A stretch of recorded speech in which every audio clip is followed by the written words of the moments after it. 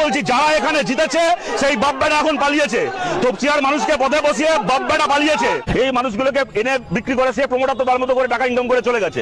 তার কাছ থেকে জাভেদ খান, ফৈয়াজ খান, জাভেদ খানের বউ যখন এখানকার কাউন্সিলর ছিল তাদের যা টাকা খাওয়া তারা টাকা খেয়ে হজম করে গেছে। মাঝখান থেকে তারা তখন সেই টাকাগুলো কেটে ওদের চার পুরুষ ফুর্তি করবে, মাঝখান থেকে গরিব মানুষগুলো পথে বসবে। যারা টাকাটা চুরি করেছে, কোটি কোটি টাকা সম্পত্তি বানিয়েছে, জাভেদ খান এই টাকা দিয়ে ছেলের জন্য অস্ট্রেলিয়ায় ফ্ল্যাট কিনেছে। ওর ছেলে তো কালকে টাকা কামিয়ে অস্ট্রেলিয়া চলে যাবে, আর এই গরিব মানুষগুলো কোথায় যাবে? সুতরাং স্কুলের জায়গায় বেআইনি নির্মাণ হয়েছে, পুকুর ভরাট করে, ঝিল ভরাট করে বেআইনি নির্মাণ হয়েছে। এমনকি আপনাকে দেখিয়ে দেবো কবরের জমিতে, কবরস্থানের ওপর ওয়াকফের সম্পত্তিতে কবরস্থান ছিল, যে কবরস্থানের ওপর মানুষ মাটির তলায় শুয়ে আছে, সেই বাপ ঠাকুরদার কবরের ওপর জাভেদ খান বিল্ডিং তুলেছে, তাও দেখিয়ে দেবো। বলছি এই যে ডবল ইঞ্জিন সরকার, আমরা ডবল ইঞ্জিন সরকার শুনতাম, এখানে তো ট্রিপল ইঞ্জিন সরকার চলে। ছেলে কাউন্সিলর, তার বাবা এমএলএ, মন্ত্রী একদিন ছিলেন, মালারা এমপি এখানকার, তারা সবাই কোথায়? যারা 15 বছর, 20 বছর, 30 বছর ধরে লুটে পুটে গেল, তারা যে যার মতো করে সাইড হয়ে গেল, আর মাঝখান থেকে এই গরিব মানুষগুলোর উপর বুলডোজার চলবে। আমরা থাকতে এটা হবে না।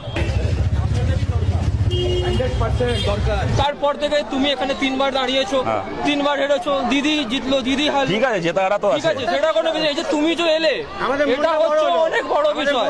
দেখুন এই জাভেদ খানের ছেলে, তারা মিলে 30 বছর ধরে এখানে কাজগুলো করে গেছে। আমরা বহুবার করে বলেছি, সেই সময় শুভেন্দু অধিকারীও তৃণমূলেই ছিলেন, সেই সময় এরা সবাই মিলে লুটে পুটে খেয়েছে। এখন আমাদের কথাটা হচ্ছে, আপনি বাড়ি ভেঙে দিচ্ছেন, রাতারাতি মানুষজনকে রাস্তায় এনে বসিয়ে দিচ্ছেন, এই গরিব মানুষগুলোর কি অপরাধ রয়েছে?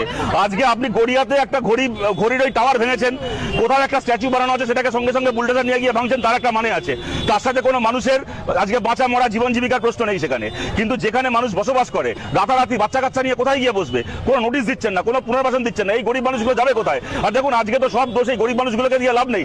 গত 15 বছর ধরে, 20 বছর ধরে তো কলকাতা চলেছে এইভাবে। সুতরাং আমরা আজকে বিকাশ ভট্টাচার্য আদালতে অ্যাপিল করেছিলেন, কলকাতা হাইকোর্টের কাছে আমরা কৃতজ্ঞ, তারা রায় দিয়েছেন।